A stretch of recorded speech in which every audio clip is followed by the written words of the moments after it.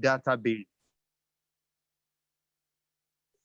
So we also worked on the database because it's a community initiative.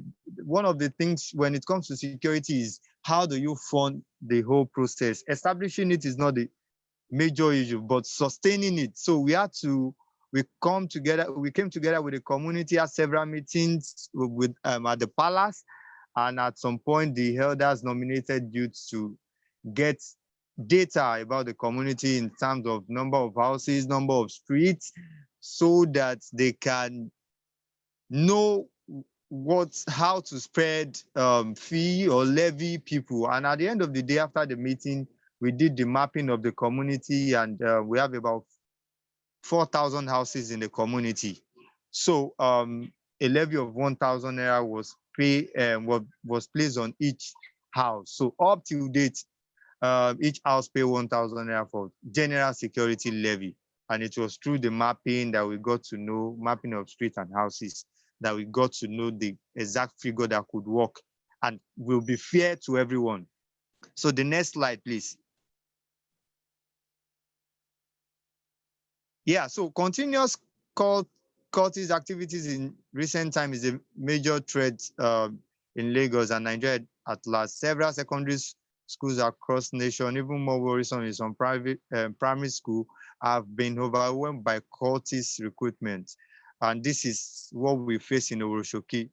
Though fully teenagers between 12 and 21, in the first week of their work, the current security, they arrested a lot of teenagers, less than 16. That were already initiated, and it's just quite alarming seeing more than 40 teenagers being court member initiated, maybe probably due to COVID-19 house arrest. The courts were able to influence and change the mentality of young people. So it was so alarming. So 5 rape cases in Oworo. To return peace back to the community, residents of Oworo set up Madonwo, don't try, to support Nigeria Police Force. Oworo community lack basic security infrastructure such as street lights, good road, security alert system that could help improve police and local security operation. Improved street light means petty robbery gangs are more likely to be seen by someone or many who might intervene, call police, call local security, which is MADO, or recognize the offender.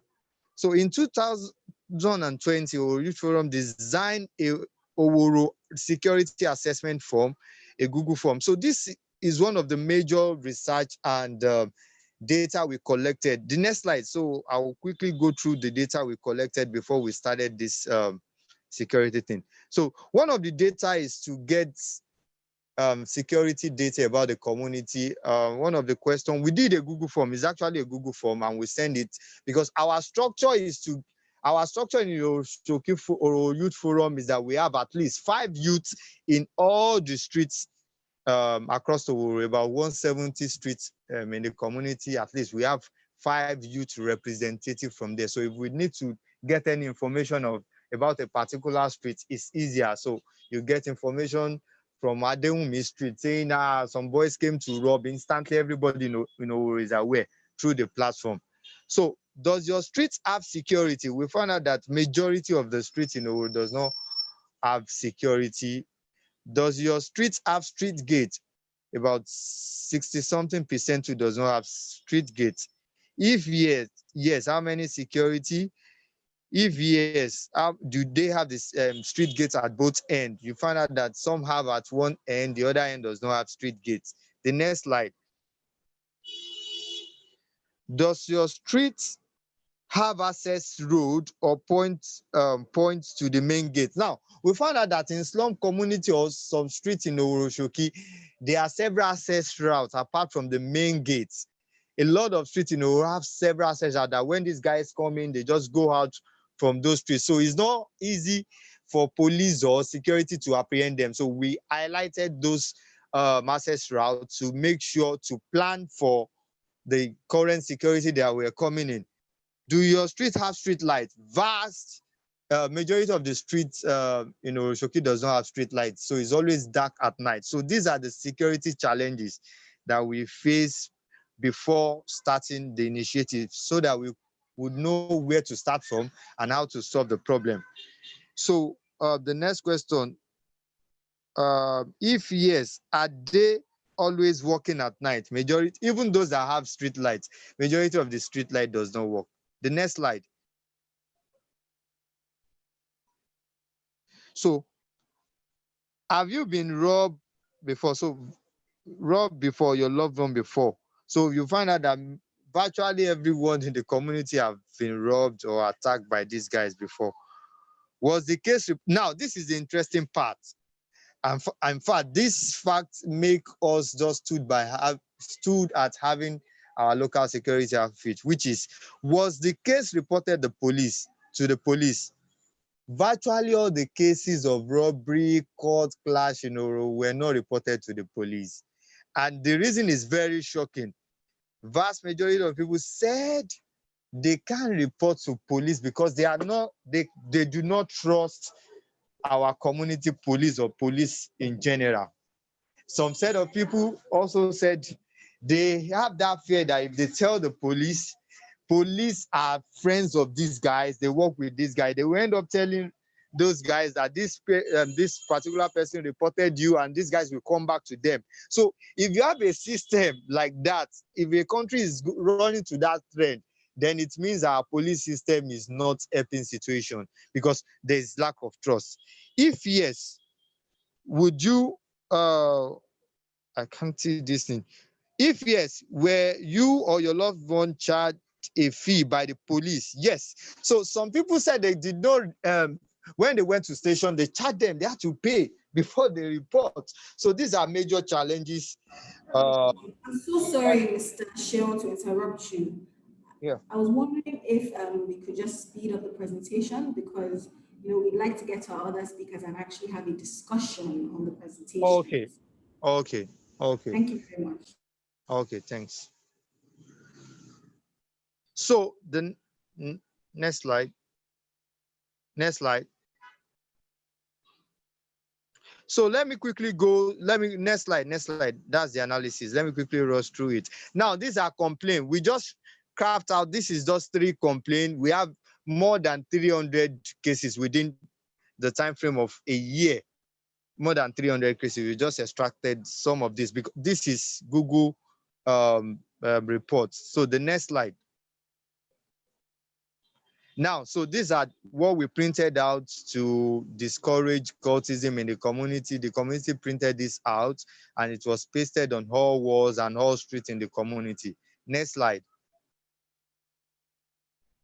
So now, in the last 2 years, more than 40 people were killed, more than 500 robbery cases.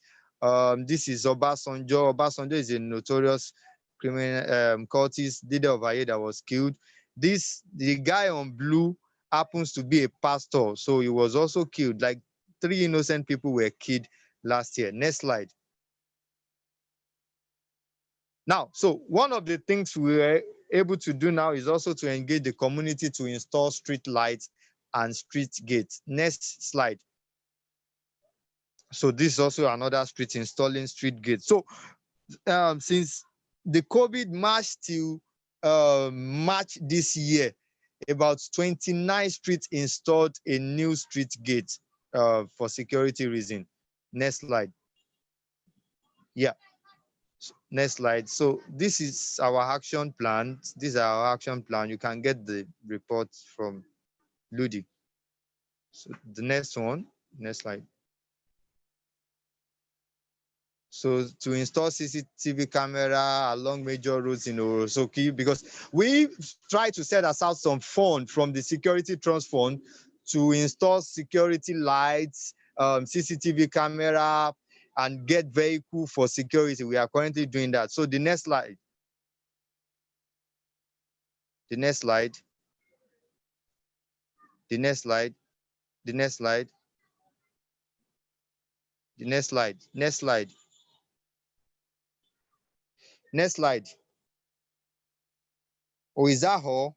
Oh, okay, that's pretty much all. So as we speak, we have working security outfits in the community, and the youth when it comes to youth involvement, a lot of our involvement has been in the administrative sector, administrative aspects, planning, mapping out how the operation of the security would be in the community. Thank you. Thank you very much, Mr. Sean, for that very enlightening presentation. I think that a lot of us, a lot of people, may not, even though we all live in the same Lagos, a lot of people may not know the kind of security situations of different communities within our environment. So thank you very much for that presentation. Another thing I brought out from that were kind of three main points. Data is extremely important in terms of analyzing what's already on ground. Infrastructure is important because it means, when you have street lights and all the other sorts of infrastructural provisions, people feel safer. And then right at the top of your presentation, you mentioned that you had the support of the community leader, who I think was the Oba of Oworo. So I think that the importance of community, having the input of the community and having the feedback from the community plays a huge role, in having a very successful security system. So thank you very much, Mr. Sean, for that. Moving on, I would like us to welcome again, representatives of the Lagos State Neighborhood Safety Agency. So I'm sure most of you know them. They have very lovely T-shirts and bicycles, and they have become, they have become recognizable within Lagos landscape. And I know that they've been doing a lot of work for safety within our landscape. So I'm not sure if Mr. Omote Oludolapo is here with us, but I am pleased to welcome Ms. Elizabeth Ogunbode as the Director of Operations and Monitoring of the LNSC. So, I know that you play actually, Mr. Omote Oludolapo has just joined us. Thank you very much, sir, for joining us. He is coming as the Director of Admin and HR of the Lagos State Neighborhood Safety Corps. Or the Lagos State Neighborhood Safety Agency. So if one of you would just like to run us through a brief summary of what the LNSA has been working on and how it came to be. I know that it's poised to be a model community safety agency and is committed to ensuring a safe, secure, and conducive environment. But I'm sure there's a lot more to the LNSA that we don't know.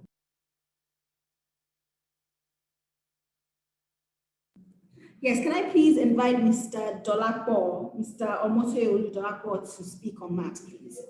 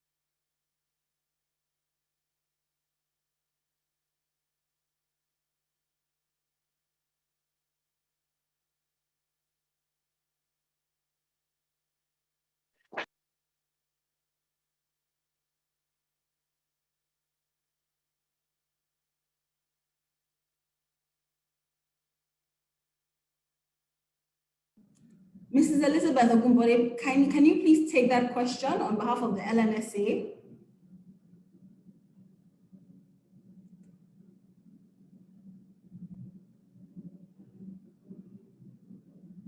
I think your mic is on mute.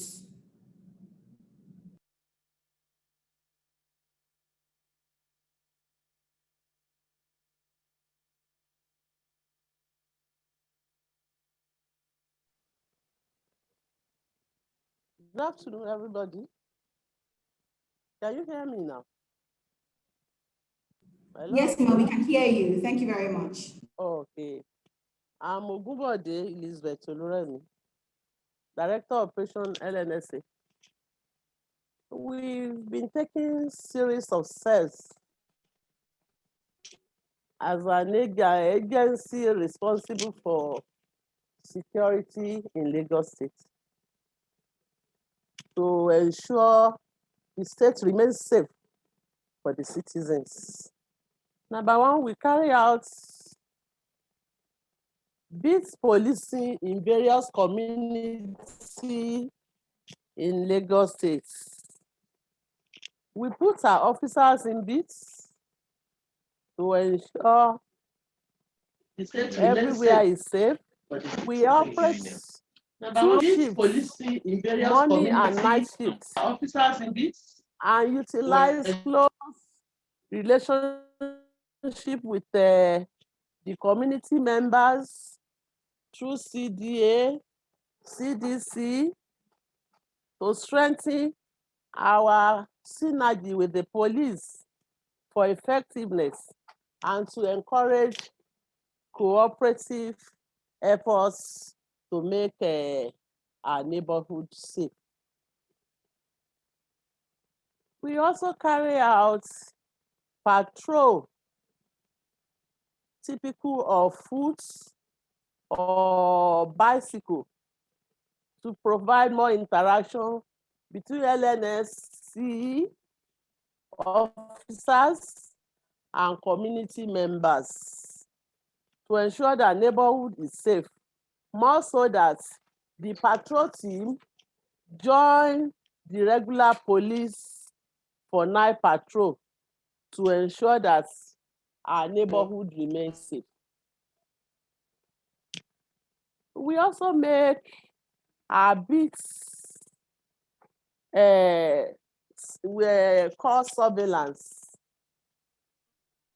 by marking the hotspots, which we also do in synergy with the police for additional surveillance, intelligence gathering to reduce the crime activities in the community level. we also carry out typical of foods to provide more interaction between LNSC. Hello, ma'am. Yes, ma, we're with you. We can hear you, ma. Okay. We hold periodic security parley between the neighborhood safety corps officers, Nigerian police security agents, community development associations, and other stakeholders to hear their view and to collaborate with them for synergy to ensure security with our other sister agencies. This we do to cross-fertilize ideas and stop crimes, threats,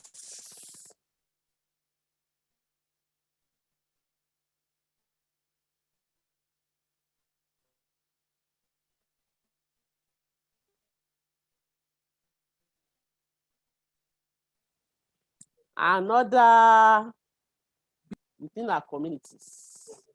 We further Organize on security within the communities, stakeholders to create security awareness. While our law enforcement agents also collaborate with us in such stakeholders parley. May I also ventilate to that?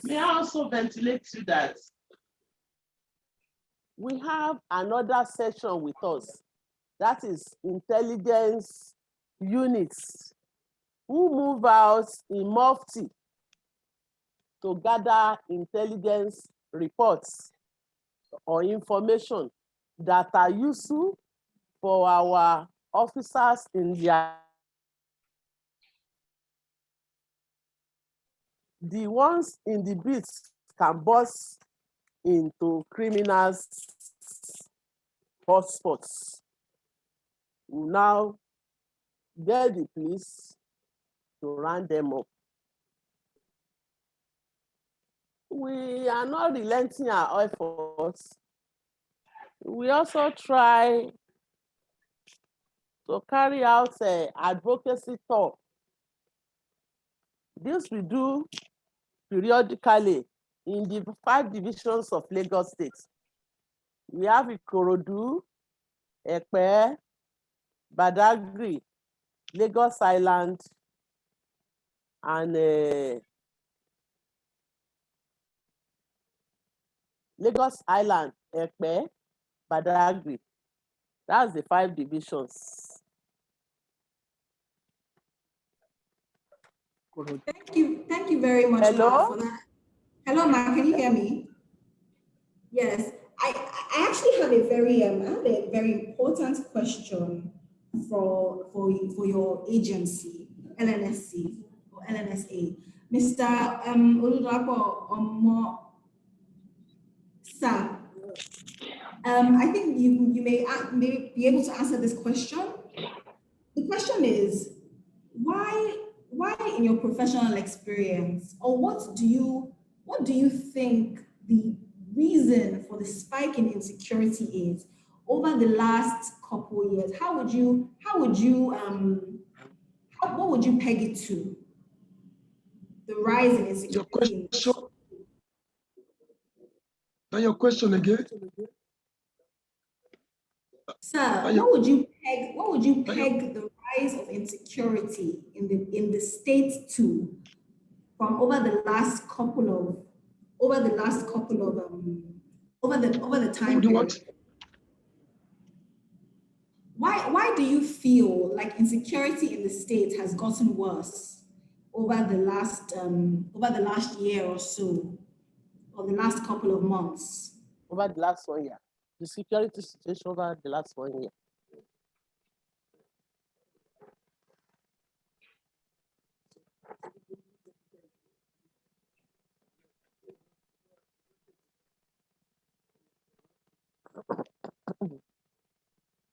Hello?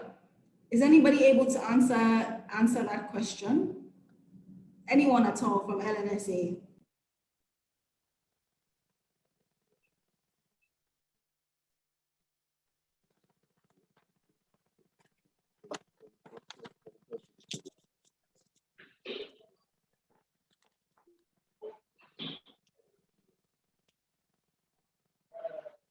Hello, do we have anyone from LNSA with us? The DFA director admin has some technical issue, I think. All right, no problem, ma'am. Maybe you can answer the question on his behalf, or can you replace this? Pardon? In the last 1 year? Yes, hello? In the last couple of months and the last year.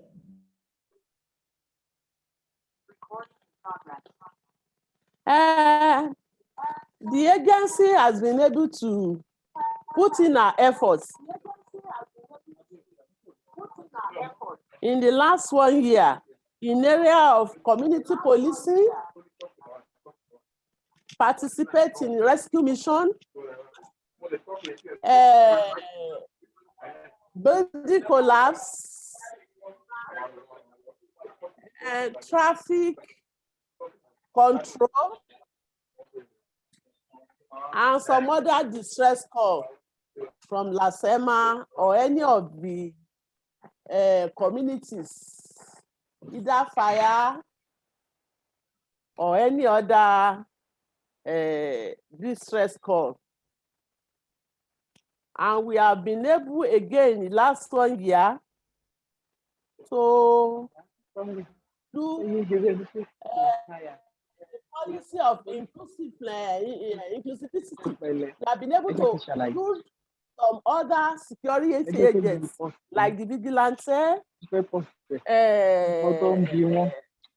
some Oyabo, private night guard, to see the need to be more proactive in their services to within the community. Hello? Yes, thank you very much, Ma, for that answer. I now have a question for Dr. Adeago of Halogen Security, one of the largest security firms, private security firms in Lagos State. Hello? And I pose the question: over the time period, what do you think the root cause of insecurity is in the states, or the reason why it's been, it's gotten to this level, sir? Thank you very much, Miriam, for the question. I hope you can hear me. Can anybody hear me? So we can hear you. Yes. Okay. Let me just repeat the question so I'm speaking to the right issue. You want me to share with you my views on why there've been an increase, I suspect, in insecurity incidents or security challenges in Lagos State? Is that what you want me to speak to? Yes, sir. Just a quick professional opinion on why you think our security state is where it starts right now. Okay, why our security is the state where it is now? Yes, sir. Okay, all right. I think the starting point is to look at the root causes of where we are, to be candid. And if we don't carry out a fundamental review of the root causes, we will never get there. The factors that trigger or that engender insecurity are majorly socially determined. And until we have a good grasp of what our current demography and economic circumstances are, then we will not be able to plug the gap. One of the ways of doing it is also to be clear around the level of needs of people, the variance between the needs and the wants. Thirdly, is our approach to ensuring that we have institutions that are there to correct it when it goes wrong. There's a popular saying that if you take a man to the desert and you don't give him water, he will drink sand. Where we have in our current state, not just Lagos, across Nigeria, it's a situation where our security architecture does not recognize the fundamental social dynamics that make us to be who we are and the way we live.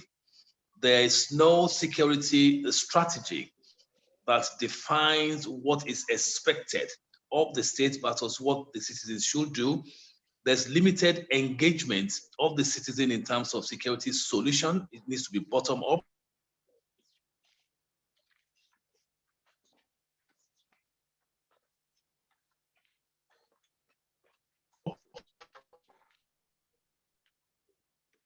Institutions are making sure that we do what we have to do. People get away with a lot of wrongdoings. And science has proven that if you have corrective measures and people are made to be responsible for their action, it tends to reduce the level of crime that you have. But of course, we can't ignore the wider perspective in terms of our national insecurity challenge. We have influences of people from even outside Nigeria creating challenges for us. The Sahel, as an example, the crisis in the Sudan and Mali is getting people to infiltrate our space. And we also have a youthful demography. 6 out of 10 people on the streets of Lagos is a young person. And we have, alongside that, high level of unemployment. The current statistics from MBS is suggesting that about 33% of our younger people are unemployed. I'm sure if we drill down, it's much more than that. And the devil's workshop is where you have idle hands. Therefore, we need to reflect on the social dynamics. We have to look at institutional solutions and intervention. We have to also review the level of interaction between and among communities. We have to redefine our value system, and we have to plug the gaps where we're not engaging the younger person who will see crime sometimes as an option for their high to hand. So it's multiple, and of course our international relations have to kick in. And lastly, our security architecture must be must be wholesale now, rather than being narrow. We talk about the police, we talk about the army, which is even a wrong intervention, but we fail to recognize that security architecture in modern day is a combination of communities and the statutory agencies with the right legal instruments and indeed the application of technology. So there's a need for us to rethink the way we manage or not manage the security of the states. There are some questions up there. I don't know whether they are necessarily for me or not. How do you facilitate citizen engagement when there is no trust? That's an interesting one.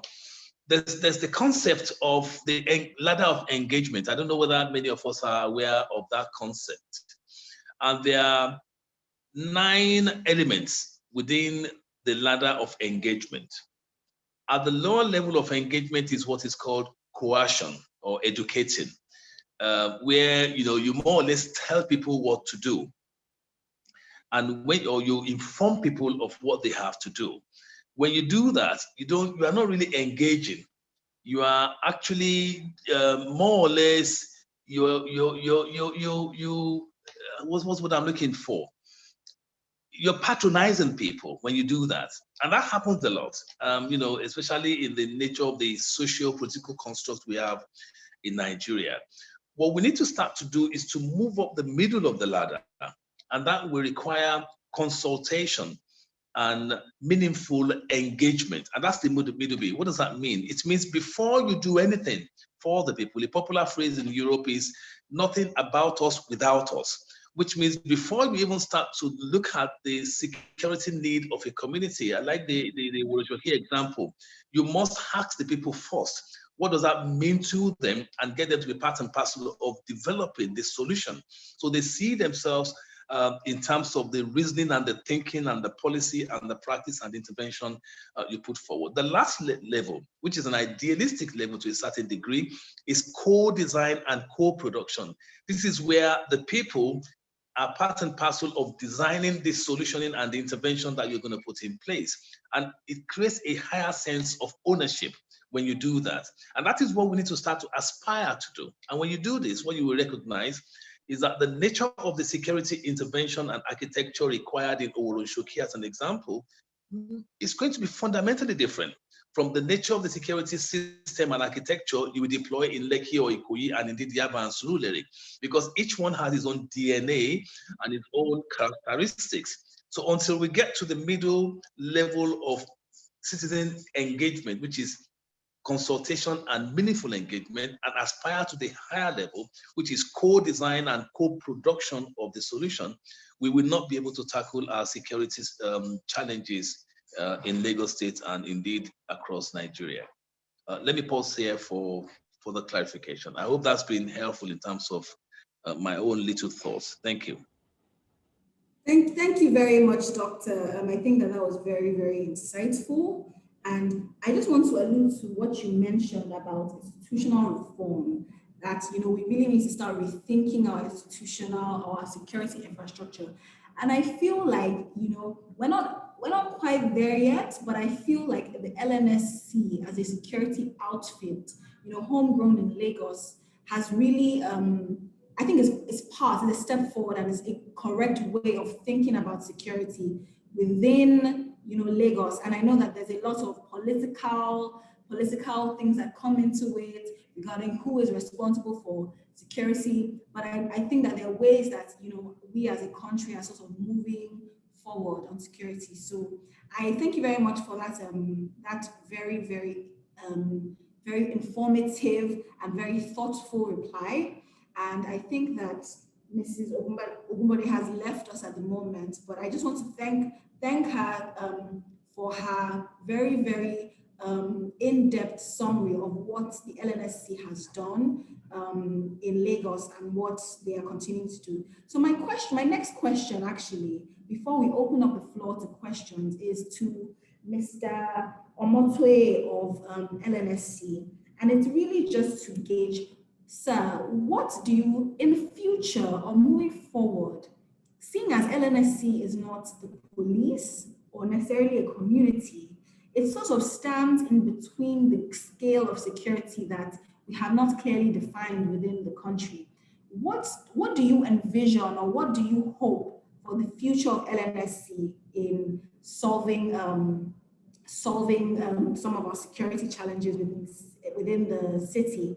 And in a couple years' time, you know, when the dust has settled on our insecurity challenges, what do you think the role of LNSC will be in, I think, maintaining a serene, safe security environment?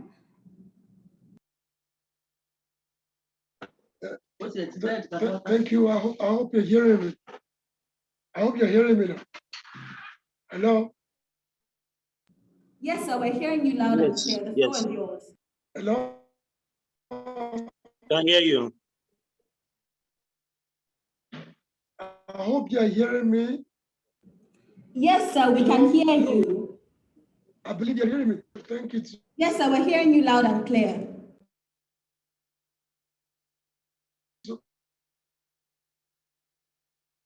So much. Yeah, because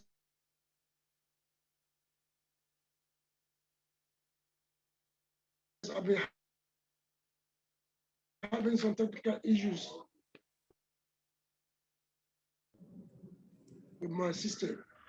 But anyway, what's it that you're giving us to unveil or inform you that is on?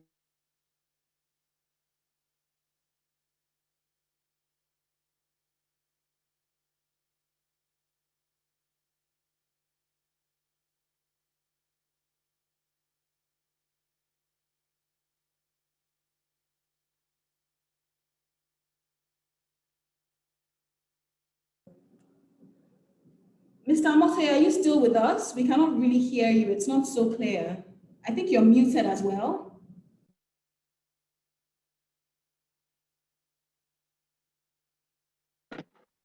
Hello, I hope you're hearing me now. Yes, sir, we can hear you loud and clear, sir. It's perfect. So anyway, just as the name implies, you know, our vision is to become a model community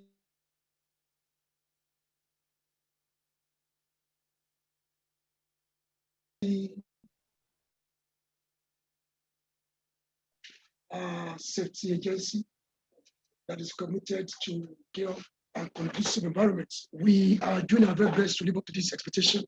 And as you're aware, when you're talking about a vision, you know, a vision gives you a mental picture that is of your future destination. And that is what we are hoping to become, that is to become a model community safety agency that is committed to ensure that it's safe and a conducive environment.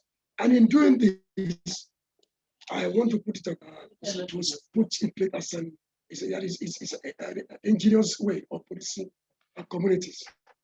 That is using local hands, that is for intelligence gathering. So that is, we are working, we are focusing so much on the intelligence gathering and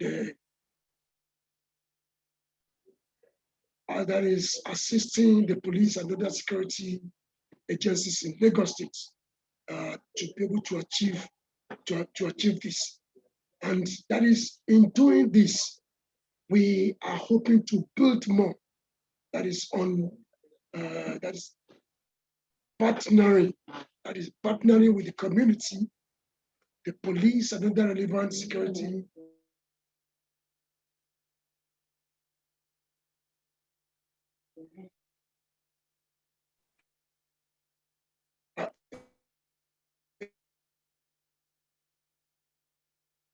agencies, as in gathering, collating, sharing information of ensuring, and in doing that too, that is we that is well-trained and highly motivated workforce that is committed to improving the capacity and welfare of our officers. That is our core members. That is the agency is working, is doing its utmost. That is to deepen, that is the capacity that is of our core members to achieve this.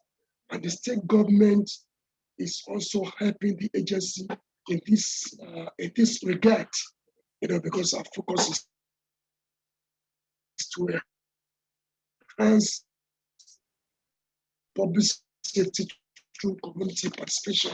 So that is the agency are building on members. We are depending on our members of the public, that is local communities, to really work with, that is to work with us as using our uniformed neighborhood safety corps, that is in all the local government areas and local council development areas, because that is Lagos as it is now. Is composed of 20 local and 37 local council development areas.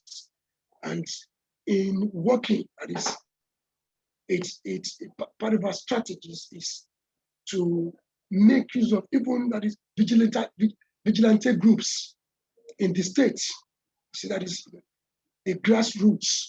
We need to go to get to every nook and cranny of the state, that is to gather information and to really to penetrate. Then that is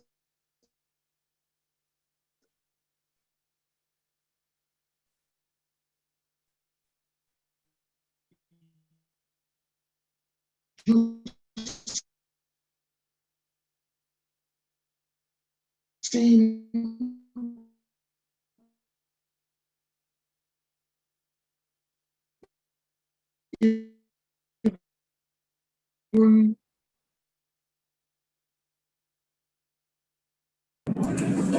Hello, sir. modern gadgets.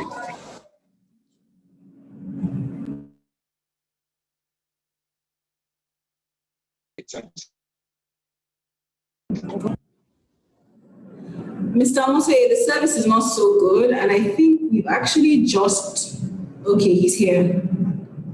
We lost him for a minute. But I think on that note, I would like to thank Mr. Amosoye for that response. I think we can move on to questions from the participants, if you have any. And I have one particular question to Mr. Sheon of Oworo Youth Forum and Mr. Adeabo from Halogen Security. And my question is, as someone that moves around Lagos, I have some rules that I abide by. As per, I know I don't go out after a certain time. I have to be back in my house.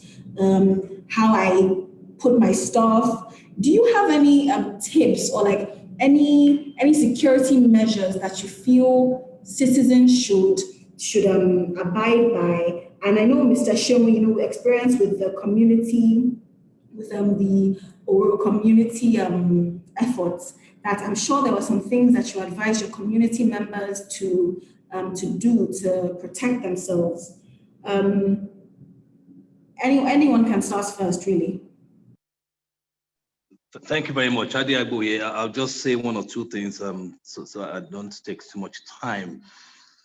I think I will give you three fundamental principles. I mean, I will not, if I can, I mean, we do have, even training on security awareness and tips. We do this for companies and individuals, and it takes you through how you can make yourself to be safe, even within your organization where you work, where we spend a lot of time. There are safety guidelines and tips for you when you're at home. There are safety guidelines for you when you travel. And also even, sadly, the current phase of kidnapping that we now experience as a nation, we also have tips on how to avoid it. And if sadly you become a victim, how you can survive it. So that there are quite a lot around there. But in terms of principles that can assist you, that I can share with you as takeaway, there are three things I would like you to think about as an individual living in Lagos, just like you. One, that you need to start thinking of preventive security. You know, there's a proverb in Yoruba language that you eat me and it doesn't hurt me. It's better it doesn't eat you at all. So the starting point is to think about, how do I prevent becoming a victim of crime and or insecurity? That's tip number one. So everything we do must be preventive in nature. The second one is somewhat metaphysical, which is you need to start to adopt what we call security think. What does that mean? It means that every single thing that you do, or every single thing that you aim to do, the first point you must think is, what are the security implications of this? Or what could become the security implications of what it is I want to do or I'm planning to do? And that is having security think. So security now permeates every single facet of your life. So you want to go out in the morning to go to work, or you want to go to bed at night, or you want to go shopping, or you want to go out with friends. You need to apply a security think around it. What are the security imperatives that could surround this particular action and or behavior I want to take? So second tip is security think. The top tip for you is the application of risk, or a risk-based approach to how you live your life. What does that mean? We are not going to stay at home and lock our doors or lock ourselves indoors because of insecurity. So we have to go out. So we have to go to work. And sometimes we have to socialize. I want to go to the mosque, we want to go to church. What we need to do is to risk assess each of those activities. And there are indicators of security risk assessment that I can share with you at a later platform when there's time to explicate on all this. But what a risk assessment approach, or a risk-based approach, or looking at our behaviors and actions from a risk-based context, is that it enables you to identify the risk that you may face by just leaving your front door to go to the market or go to work. You are conscious of those risks and you start to put in place mitigating plans. So what do I do to reduce my risk exposure? Because you can't take away risk. We will always live with risk, whether they are security risk or corporate risk or financial risk. So what that challenges you to do is to then think about, now I know that I have 3 risks when I go to work: the risk of car accident or abduction or my bag being snatched. What then do I do to reduce my exposure to those risks? So do I car share so I'm not alone in the car? Do I make sure I get home before 7 o'clock, before it's dark, so people won't potentially, snatch my bag? Or there are certain areas I know are high risk, so do I change my route from home to work? So 3 things that I think you might want to think about is, how do I prevent becoming a victim of crime or insecurity, preventive security? Second one is security think. Every single thing you do, even when you're cooking in your house, what are the security implications that could emerge from that? And the third one is applying a risk-based approach to all our actions and activities. That broadly, a set of principles will help. But the details, the devil are in the details, and these are that would be a new seminar on its own, to be candid, in terms of unpacking those 3 concepts. I hope you find that fairly useful. Thank you. Yes, I think, to be honest with you, I think a lot of us subconsciously, even though we don't realize, we follow some of these rules. And I think that you have laid out, although anybody can be a victim, I think that's a fear for us. And when the part I made a comment internally when you said, we still have to go out. To be honest with you, I have fears. Sometimes my security anxieties are so bad that I think, do I actually have to go out? Like, do I actually have to leave my house? But I think that's part of the risk assessment that you're talking about. So there's some situations where you don't, there's some situations where you do, but we still have to face the city. So I think I would still like to hear from Shion of Oworo Youth Forum. And if anyone has any questions, just put them in the chat box, or raise your hand, and we'll give you the floor. Thank you.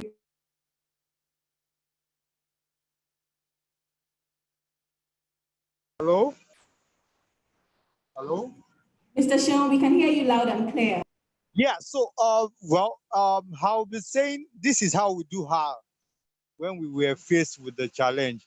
And one of the things is that, like I said initially, we have a platform that brought in so many residents together virtually. In fact, we have grown over having representative on streets to having representative in each house season Oworo Showcase. So once anything happened, you are somewhere and something happened, there's a platform, you just throw it there. And everybody know this is happening here, or you saw some strange boys walking around, you throw it there, then we'll get the call to call the security. That's the simplest way we use in solving our security challenges and preventive measure against security threat. Thank you very much, Mr. Sheon, for that reply.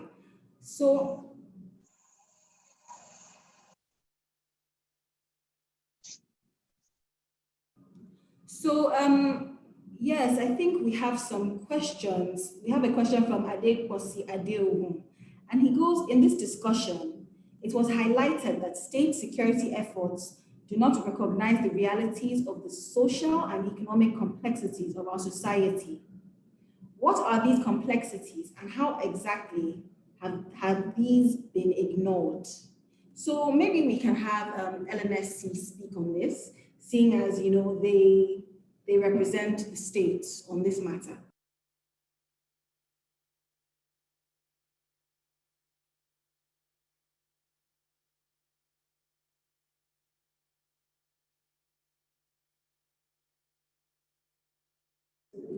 Mrs. Elizabeth Okumbori, are you with us?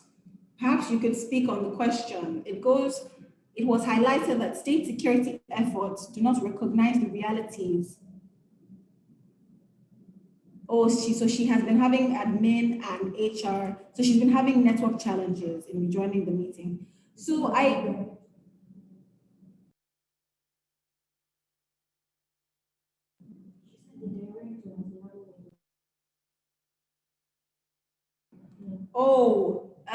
Ms. Elizabeth, could you speak on the matter, seeing as Mr. Omote is having network challenges?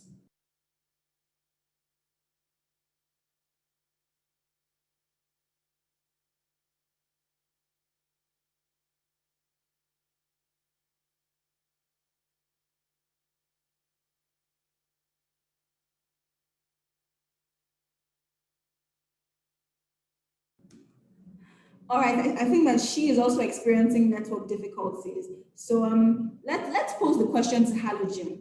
Which social and economic complexities are being ignored?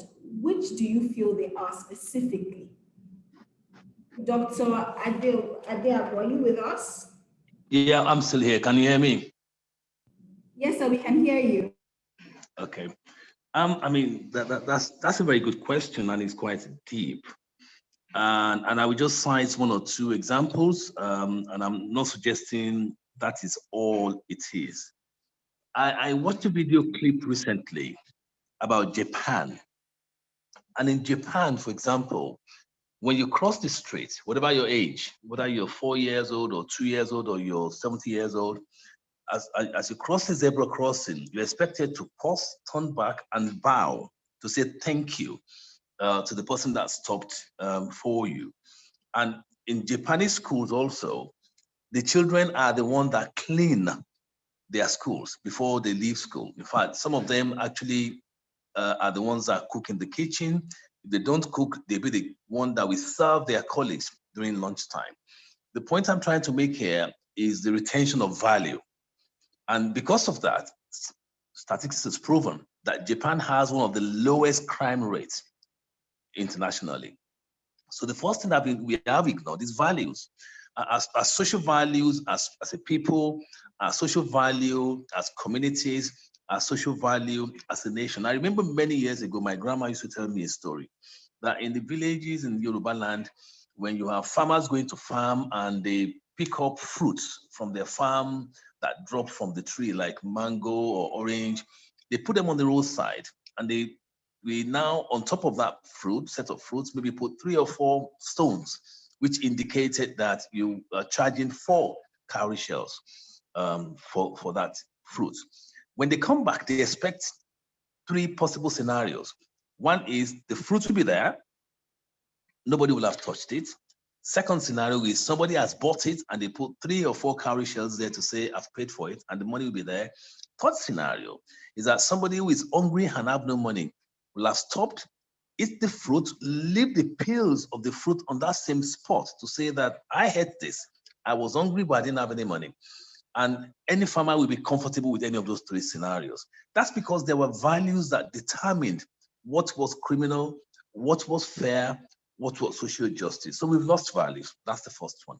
The second one is the change in our demography. I think our government is slow in recognizing that when you have a change in demographic configuration, whether you have older people or younger people, your security intervention and system must change. Let me give you an example. In the UK, about 12 odd years ago, it was recognized that they were having more older people in the community than younger people.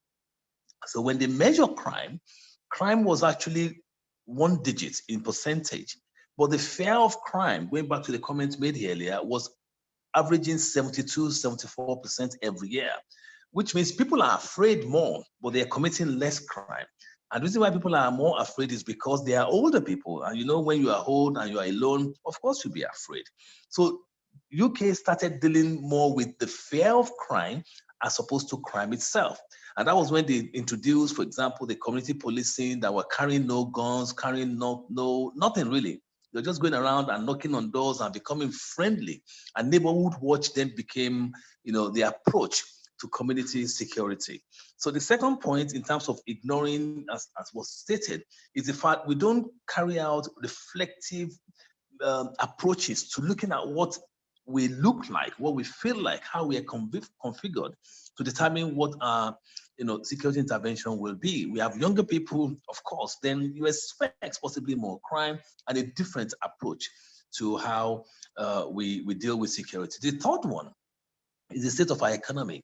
Like I said, you have people who are idle, the chances are that they become experimental and adventurous.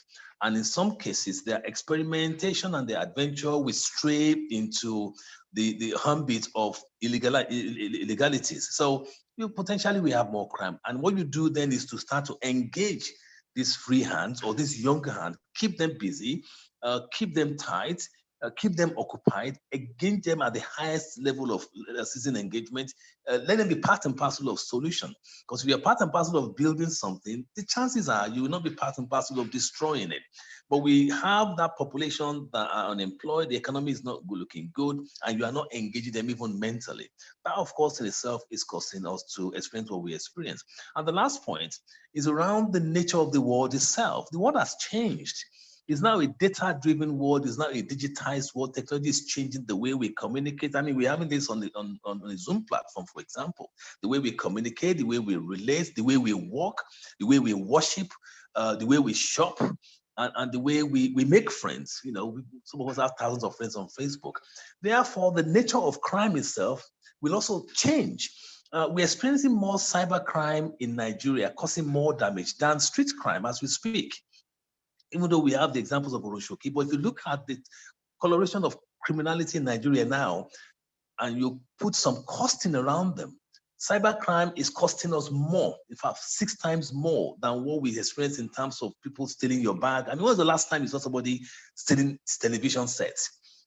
Or even a radio set, or nowadays when they steal your mobile phone, they just want the SIM card or the data in there, not even the handset itself. So, but we are not awake to this because technology has radically changed the way we live.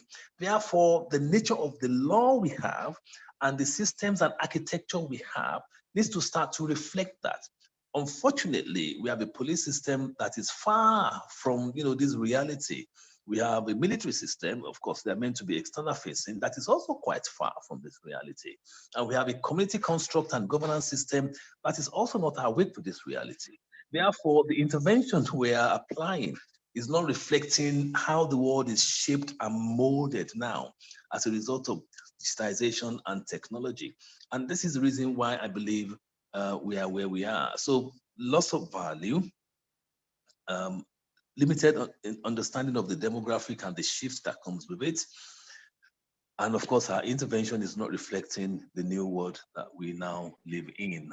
Therefore, we are where we are. Thank you. Well, thank you very much, Dr. Adiago, for that reply. I think, sir, I have to say you're really, you're really giving us a lot to think about on this matter. My next question actually relates to something that you said, but I want to pose it to Mr. Sheon of Oworo Youth Forum. So Mr. Adiago said something about how it must be community-led and our ideas of security are changing. Now, some people may argue that, that people should be able to carry, in response to the security situation, people should be able to carry light arms, such as knives, pepper spray. I know that I personally have thought of carrying pepper spray on a number of occasions to protect myself. Mr. Sheon, what do you think of that? I know that your security approach was very community-led, and what I am saying is very individual-based. So what do you think of that proposition? And what would you say to people who believe that carrying arms or carrying defense tools is a way of addressing security? Hello? Hello? Sir, we can hear you, sir. Yeah, so I will only speak in our own case. So this is a public gathering. I would not want to say how people carry arms or do not carry arms. But what I would rather say is that the reason why they are brought in is to bring back peace into the community. Our security are not even interested in whether they steal your biro or your pencil. They are only after the cultists killing people and the like. So in doing their job, they protect themselves. They use the spiritual protection and the likes. They wear them, and I know they use stick. I've not seen them with gun anyways, but I know they protect themselves, they fortify themselves, and make sure they do their own diligent things. They use what's it called? What's this thing called? This communication thing. What's it called? This cellular communication thing. And I know they use knife, and also what else do they use? The basic equipment that they need to protect the community.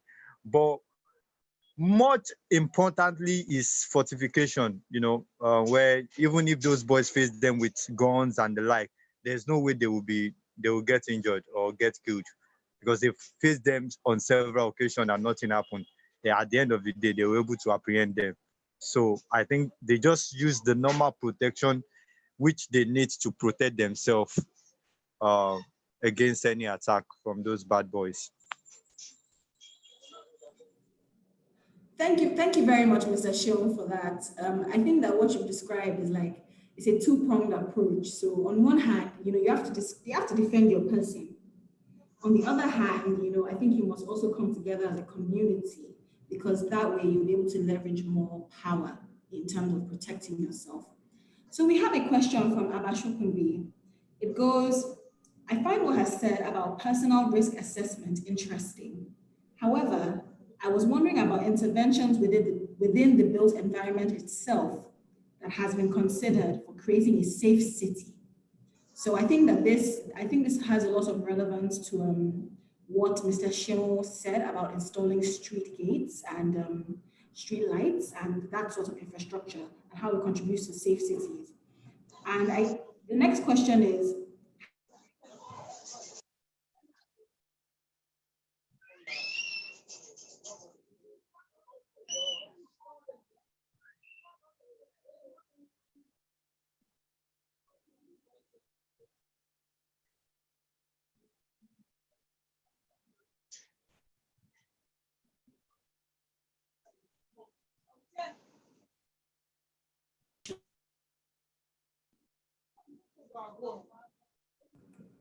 or any speaker is free to answer any of the questions.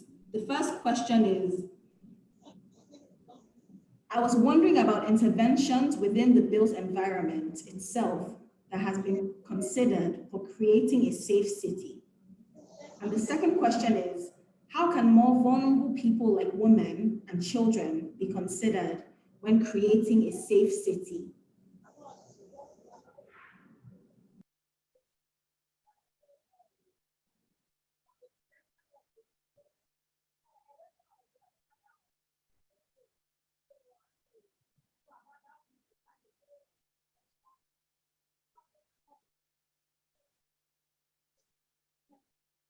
Yeah, hello, hello, hello. Hello? Can I carry on? Yes, so Yes. okay, so in regards to having a safe city, I would like to just talk about Moroshoki community. I think one of the reasons why we have this high security, why we used to have high insecurity in Moroshoki, is because of pretty much slum community um, dominating a major part of Oroshoki community. So because when these are the place where So you're you talking see now. those bad boys. We hear you. This is where they say you see Yeah. their houses, you see slum houses. These are the places they hide, keep their Camera is on. weapons. Hello, You're talking. Hello, hello. hello, Miriam. Hello, Oh. sir, we can hear you. Okay, so carry on. Just to let you know that I'm also back.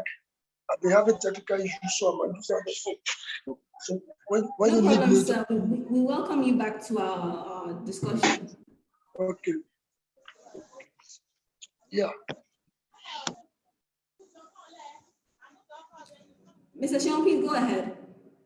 Yeah. So when you have so many many slum community, then there's high tendency of having an insecure community. So when the whole project started, our focus was in the slum communities, because these are places where they will just stay. This is where they live. This is where they sleep. This is where they eat.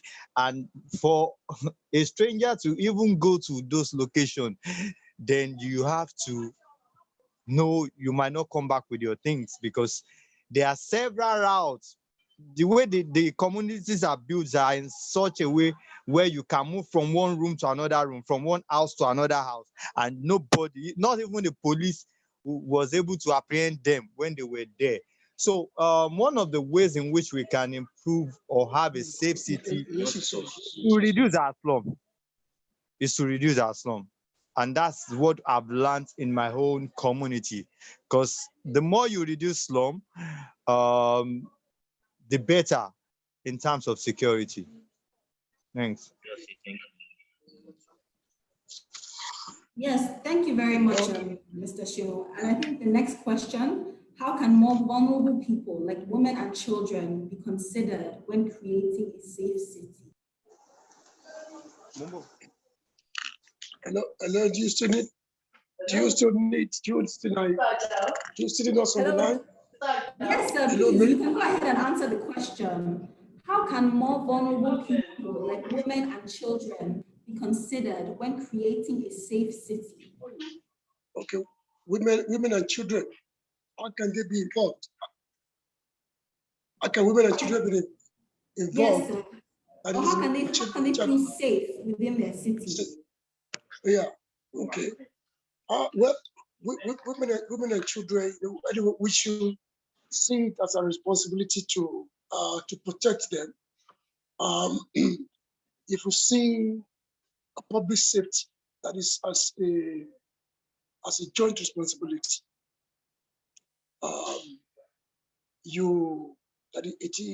we just have to do the best we can. That is on our part. That is involving them. You see, when we see ourselves as stakeholders in the system, you will recognize the role of everybody that is in building a community, in promoting a safe and secure environment. See, when that is, we need to ensure that every information provided to us is acted upon. You see, these days we had that we'll be hearing the cases of other child abuse. We hear cases of rape and all that.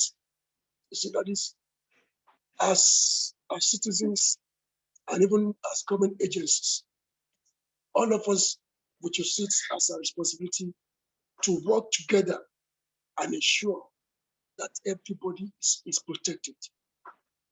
Agencies, government agencies, for instance, we have some agencies that respond rapidly, that is swiftly, to cases of either child abuse or cases of rape and all that. That is in Lagos State, for instance, when you have that is under the Ministry of Women Affairs, you have a department that responds to cases like that. So they act upon them, and even when necessary, they may institute litigation, that is legal action to anybody that is culpable in one way or other. So that is what we're saying in essence, is that is we, for instance, that is Lagos Neighbourhood Safety Agency, because we rely, that is, on our officers to gather information, that is for us, from local communities where things happen. So they feed us, that is, they provide information, particularly to say police and some other security agencies. That's where things like that happen, and they make sure that they act swiftly. Even we have situations that they go out together, that is even at night. See, there is motorized monitoring that's involving both police and that is law, the neighborhood call officers. So that's where things are dictated, that is effort is made to act upon them, and even where there's need to prosecute, so that it will not necessitate to escalate in such issues to that sort of voters. So that is it. So that is what we're. Thank you very much, sir. I actually just want to open the floor to anyone who may have questions to the LNSC. So even our speakers, our participants, does anyone have any questions that they feel?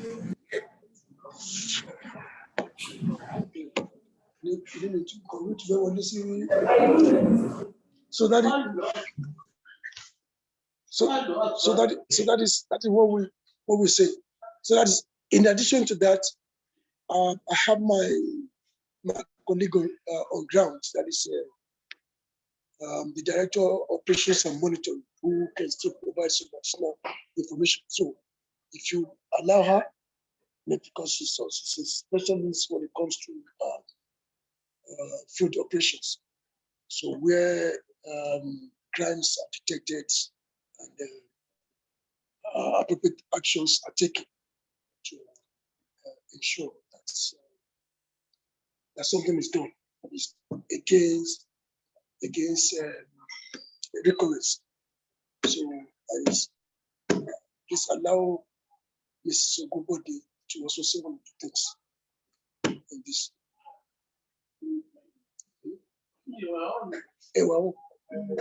Oh, okay. So we'll be having network issues, but she may also speak through here, like using this phone to say one or two things. That involvement of women waiting to enter. And women and children. Hello. So the community. Good evening, sir, and welcome to the Bridge series. We're very, very pleased to have you on our series. Hello. Ogunwade is in now. Hello. Good evening, sir. Hello. Good.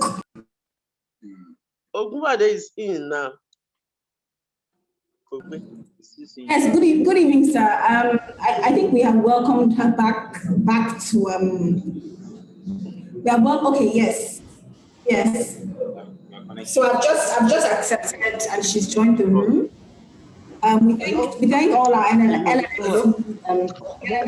people for joining us today. So if anybody has any questions, like I said earlier, to the LNSA, any question that they feel that they should ask the LNSA, any points where they feel like the LNSA, can collaborate on ideas or just help to make security in the states better, just raise your hand or kindly just type the answer in the answer box. And yes, we can continue this discussion. I actually have a question based on Dr. last response, or actually rather, sorry, based on Mr. Shion's last response regarding the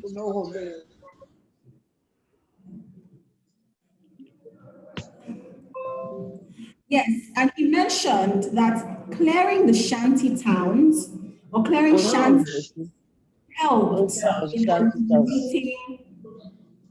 Pardon? He said that clearing shanties helped in alleviating security challenges within the state. So I ask our other speakers to comment on that.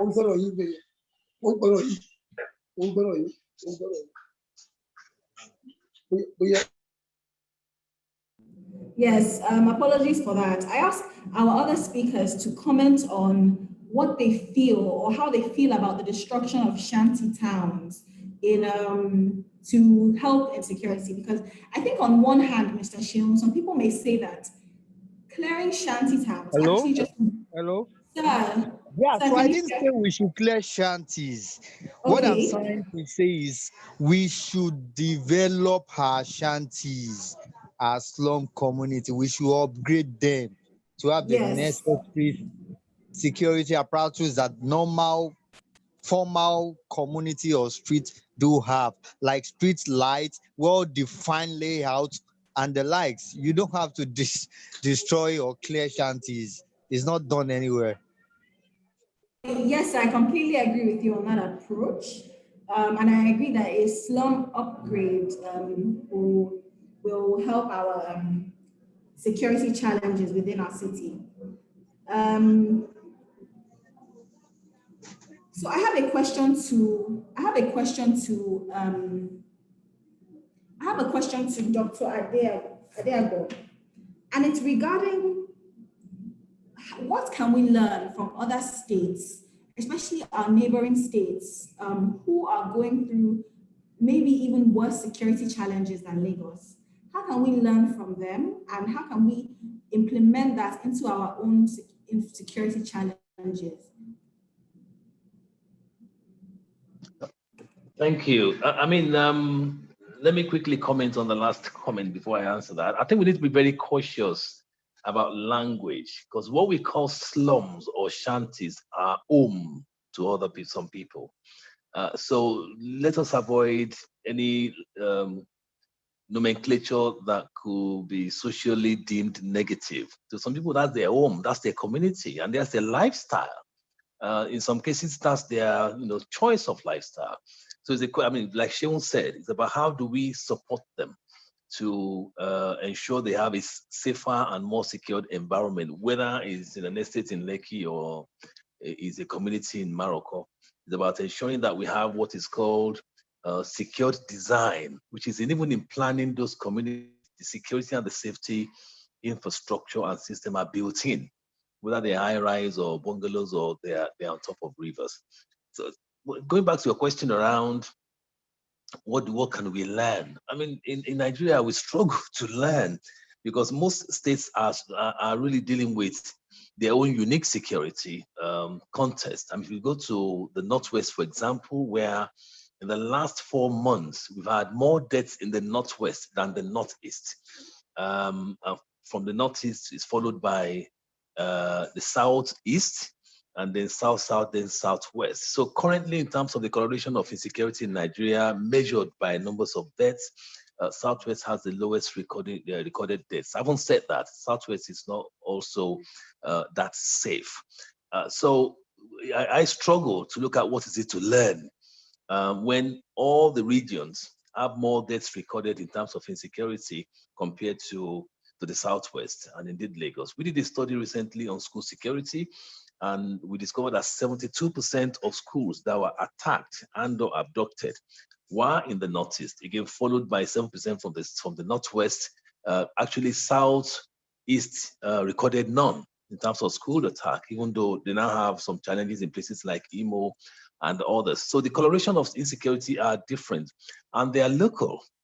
Therefore, what is important is not so much about learning, it's about understanding your own local uniqueness and ensuring you have the appropriate intervention to address them. So if you look at Ondo State, for example, the problem Ondo State had about a year ago plus now are the intrusion of cattle areas in the forest areas in Ondo State and kidnapping within the Ekiti-Ondo axis. But if you look at Oyo State, the security challenge in the Oyo State is twofold. The Okeogun, the northern part of Oyo State, where you have indigenous farmers, their issues are kidnapping and tensions with cattle rearers. But if you come back to the middle southern part of Oyo State, which is Ibadan, it's majorly around thuggery and common theft. So that's the picture of security in Oyo State. Therefore, each state is unique, is the point, and I can give you more examples. They are unique in terms of the challenges they face, and in some cases, they are pockets of insecurity. What is important for Lagos State, for example, is for Lagos State to have clear understanding of what it is that Lagos State is all about. What is the configuration of Lagos State in terms of demography, in terms of class, in terms of economy, and even in terms of politics.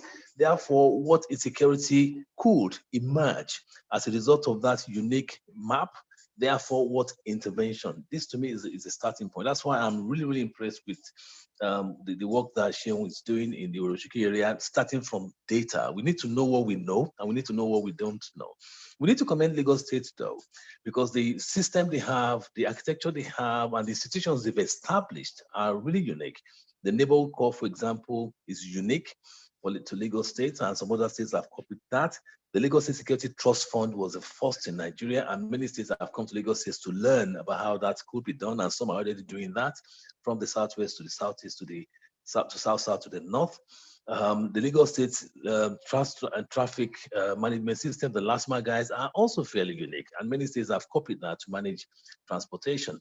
And we also have LAJESC in charge of environment, and LASEMA in terms of management of emergencies. So Lagos State is really rich in terms of institutions. What the state should start to do is to ensure the interoperability of those institutions so that we don't see this distinction in terms of intelligence sharing, information gathering, and having a back end that support that convert all the information to intelligence that will be useful for security. So how do you ensure that LASMA speaks to LAJESC? How do you ensure that LAJESC operation inform and guide neighborhood? How does what neighborhood pick up, instruct the police? So interoperability is a major imperative that the state needs to look at, so that each of those units are not just standalone, they are parts of a whole. And therefore the security institutions and the intervention become much more systemic and embedded rather a silo. When this is done, that will reinforce the capacity and the competencies that reside in those institutions to make Lagos State safer. The second bit I would quickly recommend is to ensure there's public education around security. Who says primary school, secondary school students should not have a subject called security? So that from the onset, every single child in Lagos State has the basic understanding, an idea of how to keep safe and what to do to keep safe and what to do to avoid being unsafe. So public education, publicity around keeping safe better, the way the state did well on COVID-19, supported by the interoperability of institutions, will strengthen what Lagos State currently have. And it's a state that is really doing quite a lot on security, but we can do better and do more and much more with what the state currently have. Thank you. Thank you very much, sir, for that. And as you rightly said, we hear the news and we know that actually Lagos State, I think, is actually not that I think, is definitely at the forefront of addressing security concerns. And I think Lagos State is one of the few states that are actually pushing for a homegrown security approach. And I definitely think that I think that as everybody has mentioned on this talk today, that is really the approach. We need to look at what are micro communities saying? What are the vernacular security challenges that everybody is facing? So on that note, I open the floor one last time to our participants to ask any questions to any of the speakers, whether that be LNSC, Dr. Adebo, or of Halogen, or Mr. Sheung of Oworo Youth Forum. You may raise your hand or just type in the box, in the chat box.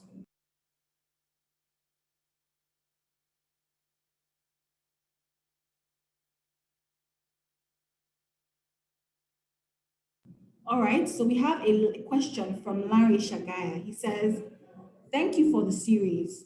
Are there ways to involve the community, public forums, and the likes to get residents' inputs on how best to get their neighborhood safer?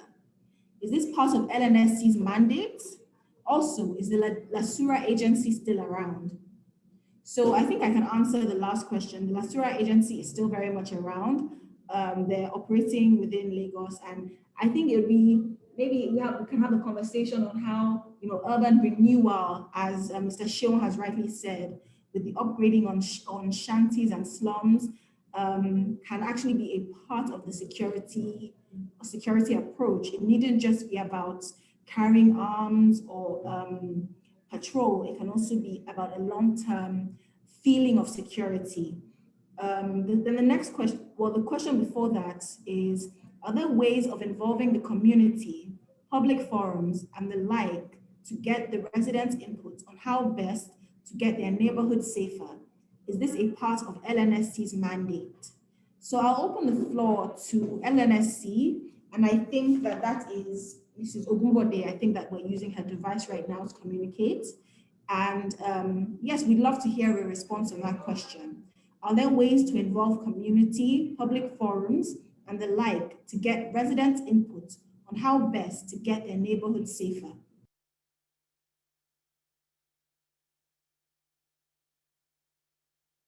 Are you with me?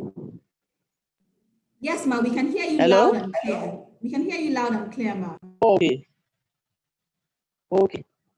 Like I said before, that's a LNSA.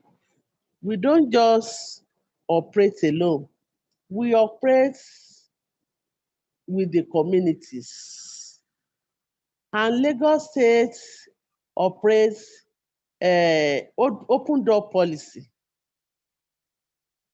One of the team agenda of this administration is governance and security. Under that, all communities are involved, and we give room to people creating their own CDA and CDC, Community Development Association. The Community Development Association within each community host meetings within themselves and nominate representatives that meet monthly at Alausa in the Ministry of Local Government and Community Affairs. There's a department, a full-fledged department for that. And I, too, am a community development officer. This is done in the 57 local government and LCDA in Lagos State. And the apex body is called the CDC, Community Development Council.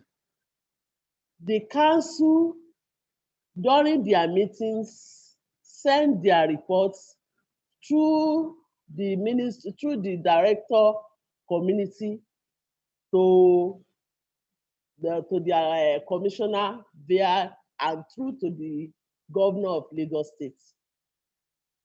The communities are assisted either as a matching grant to do of road construction and to do menial jobs. The money they collect within themselves as a community development association is invested on security. They employ security personnel or the vigilante for themselves to protect their lives and property, aside what the LNSA does. It's not only that.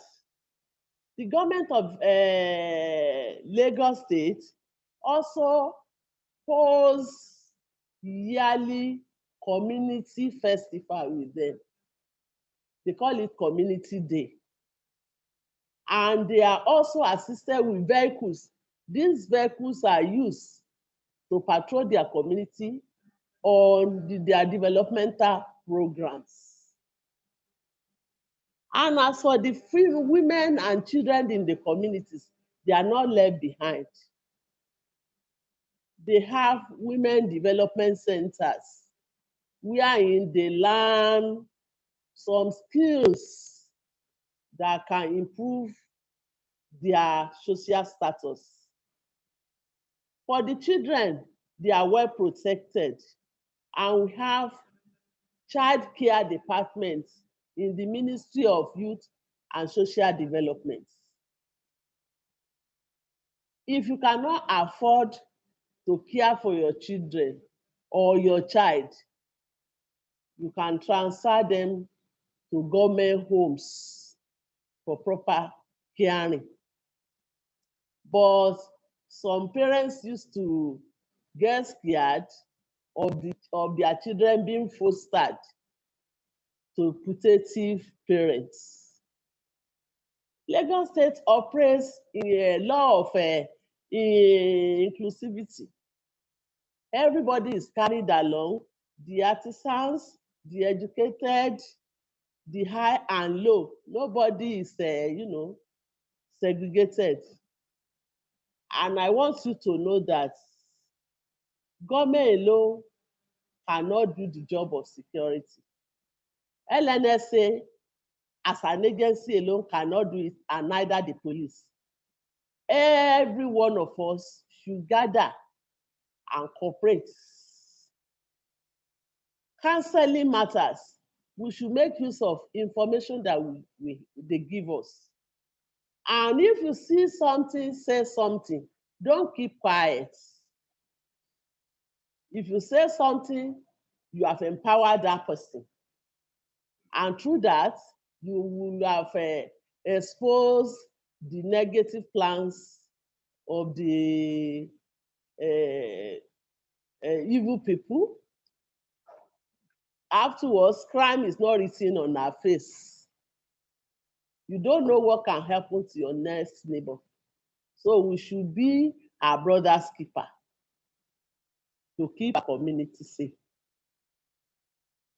Hello? Hello? Thank you very much, Mr. Gumode, for that response. I think that was... Sir. Hello? Okay. And for us, the LNSA, not helping us. We are moving to the next level. Our call will soon start to use body cameras. And we will be using drones. This will definitely expose any negative plans of criminals. Governor Sanwo-Olu is trying to keep Lagos State safe for everybody, and we should help him in his campaign to achieve this.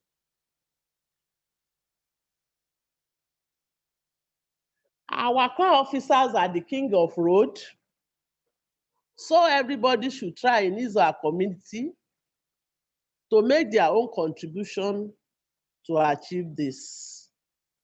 Security is a business of everybody. We must gather to achieve our desired goal. Don't fold your hands.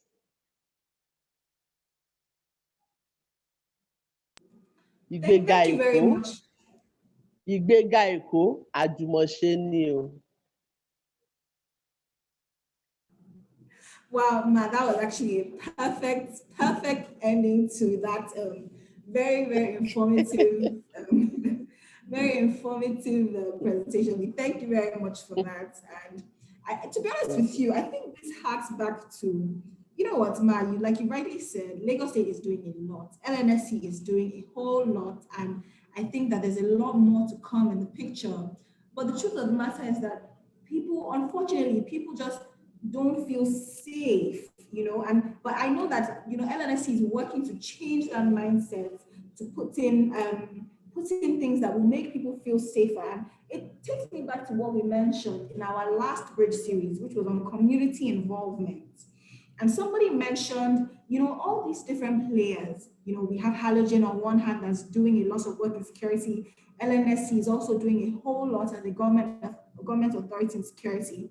Then we have community work, which is, the likes of Oworo Youth Forum, who have also played a huge role. And the person mentioned that what if there was some kind of shared database where, if you have an idea of a system on how to collect data, how to use data, how to improve security, you just post it there for other communities like your own to see what you're doing, what initiative that was. That suggestion was actually from the Tree Planting Preservation Society. But I still think that it's relevant to what we're talking about today about security. There's so many different outfits, man, like you said. And like you said, there's so many different players. It's not just the government's responsibility. We also have to play a role as citizens to protect ourselves. So if we can have, a shared database, I think that would go a very long way. So I think on that note, I just have one last question for all our speakers. And I'll start with LNSC, and then we can move to Dr. Diabo and then Sheung of Oworo Youth Forum. And the question is very short, very simple. If there was one thing at all that you could do, one dream of yours that you could do, but security challenges is getting in the way, what would it be? What would it be? So I think for me, mine is a very simple, modest request, and I would love to be able to drive at any time. Drive at any time to anywhere in Lagos and not have to think about, anything happening. Although the risk may be present, but I really hope for a Lagos where that is not the first thing that comes to mind, and we can all move freely within our city. So I open the floor to our speakers to share their contributions on any activities they dream of doing if security wasn't a thought.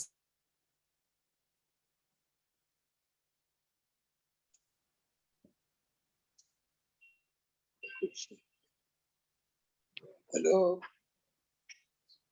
So we can hear you. Hello. Yeah. Well, thank you once again for the opportunity. Well, on our part, what we have been doing, it is our hope that we will continue to improve on what we have been doing, and in order to achieve a very secure and safe environment for everybody to live and work in.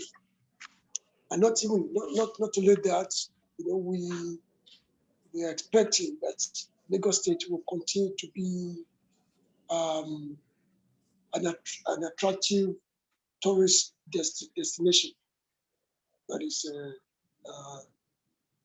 to people. Lagos State, because of its nature, cosmopolitan nature, it has so much potential that is in terms of market, that is commercial, that is opportunities, trading activities. So where people can really be fulfilled, where their aspirations can be met. So that you have people coming from different the different parts of the world where that is hoping to come to Lagos, that is Lagos State, where they will be able to enjoy themselves, that is in terms of that is what the beauty that is of our environment, and that is the attractiveness. So that is the scenery, the scenery around.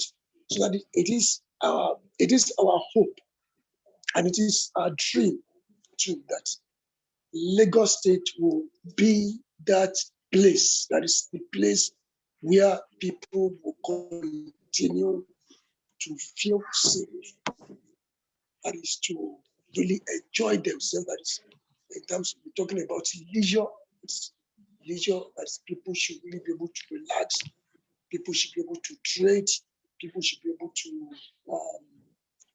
do whatever they want to do. And just like you said at that time too, that is the place where people will be able to feel freely, to move freely, that is 24/7. It is the state government is what we're talking about. That's our vision. For instance, that is the Lagos expect the state to be that's a model mega city. That is an economic and financial hub. So that is secure, that is effective and functional. So that is for whatever anybody wants to do, he should be able to feel safe. And also technologically too, is because it's the greater, if you consider that is the expectation of the local government, that is to have a greater Lagos. So that greater Lagos that we're talking about now is to have a smart city. So that's a smart city that in terms of that is tech, that is everything we should be able to do there. That is look at what you enjoy these days now. That you don't really need to see yourself able to carry out business, able to hold meetings. See, this is a very good innovation that is as a result of COVID-19 experience. See, that is something positive also came out of that. So that is a technologically driven society, but where people still can feel safe at any point in time. That is the people, that is the local communities and all that. So everybody should be able to be free. They should be able to interact with themselves, collaborate, do whatever they want to do. So that is it. So we pray that God will take us now, even as we continue to aspire, to do what we want to do. That's best. So thank you so much. Yeah. Yes, sir. And I completely agree with everything that you said. You know, we all have this Lagos. So we all have the same vision for security in Lagos. So I just like to pose that last question that I asked very, very, very quickly to our Dr. Adeabo of Halogen Security and Mr. Sean Bogwade of Oworo Youth Forum. As we're rounding up, what security, what is one thing that you would do that you cannot really do right now, but you would love to do, that you dream of doing? If security was addressed, what would it be? Can we start with Dr. Adea? Thank you very much, and thanks for this opportunity to speak to the House. Mine is very simple. I love to ride bicycle when I was young, and I would love to have a Lagos State where I can pick up my bike any time of the day, 5 a.m., 2 p.m., or 7 p.m. in the evening, and ride my bike on any road in Lagos. That will be good indication of a safe state to me. Thank you.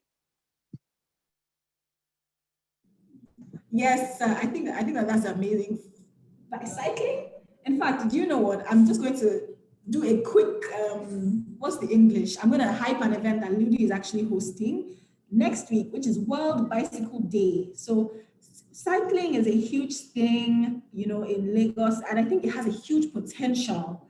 But we really need to address some of our security concerns. So, in fact, the moment you said cycling, I was so happy to hear that, because I think that once we can address our safety concerns, that we can then start to actually talk about some of the other matters that will help our city, not just to be safe, but to be sustainable, inclusive, and livable for everyone. So I just open the floor to Mr. Sean Wawade, who will, help us round off. And again, Mr. Sean Wawade, what is the one thing that you would love to do if security was not a challenge? Okay, yeah. So a good indication for us and for me, generally in my community, is to have a secure community whereby when I drop my phone on the floor, someone will call me back to pick up my phone, or rather, I will come back the next day and still meet it where I kept it the previous day. Then all is done about security for me.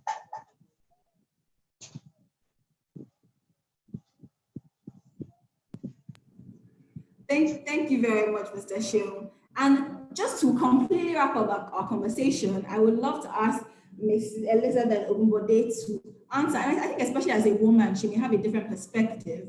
What is the one thing that you would love to do in a safe Lagos that you can't really think of doing, but it's a dream of yours, ma'am?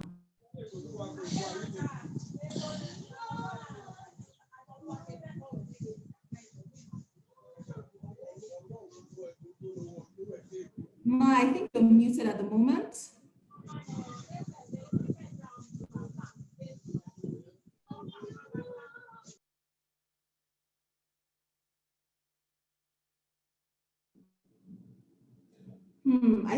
I think Ms. Ogunbode is having some technical I'm difficulties. back. I'm back. I really would have loved to hear. Okay, great. I'm back. Yes, ma, we can hear you. Okay. I will appreciate a Lagos where people will obey rules and regulation of government, where they will allow police to do their job, where they will respect LNSA officials, the LASMA, BIOs, and every other kings in our community. See, all law enforcement agents as kings in our community. That's the Lagos of my dream, where everybody in the community will obey law and order, where children and women are saved from rapists, from kidnappers. Thank you. Hello? Thank you very much, ma. Yes, we're here. Thank you very much, ma, for that reply, and thank you to all our participants for participating today and for joining our conversation today. I want to personally thank all of our speakers who took the time to join us on this conversation. So that is Mr. Olurapo Omotoye of LNSC, Ms. Elizabeth Ogunbode of LNSC, and then we have Dr. Adeago of Halogen, the COO of Halogen. And finally, I would like to thank Mr. Seun Wawade of Oworo Youth Forum for joining us today. I think that we've had a very productive conversation in what the security challenges are, the steps that we can take as individuals and communities to start to change our security story right here in Lagos. So on that note, I'd like to bid everyone a farewell, and I hope that you join us on our next Bridge series. So this conversation happens once a month, and we usually have experts come and discuss challenges that we're facing here in Lagos in particular. And on that note, bye everyone.